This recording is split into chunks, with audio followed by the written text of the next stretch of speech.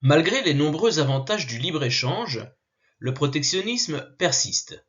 Le protectionnisme est une doctrine et une politique qui consiste à protéger les producteurs nationaux de la concurrence étrangère, dans ce cas on parlera de protectionnisme défensif, ou à les favoriser vis-à-vis de la concurrence étrangère, et dans ce cas on parlera davantage de protectionnisme offensif.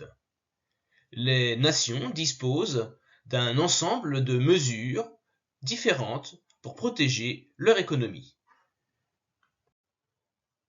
Il existe différents types de barrières protectionnistes. Tout d'abord, les barrières tarifaires sont des mesures qui agissent sur les prix des importations, les prix des exportations. On les oppose aux barrières non tarifaires, qui quant à elles sont des mesures qui agissent sur les quantités importées, les quantités exportées. Pour ce qui est des barrières tarifaires, la première d'entre elles est constituée par les droits de douane sur les importations. C'est la barrière tarifaire la plus courante. Il s'agit de mettre en place des taxes sur les produits importés, ce qui les rend plus coûteux, limite leur consommation et par conséquent les importations de ces produits. Il y a ensuite les subventions aux producteurs domestiques. Il s'agit ici de verser des aides financières aux producteurs locaux.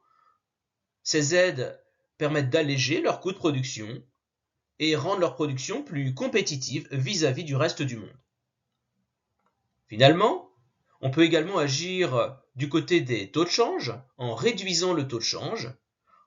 Cette réduction du taux de change réduit le prix des produits nationaux par rapport aux produits du reste du monde, ce qui favorise les exportations des produits issus de l'économie domestique, donc les producteurs locaux.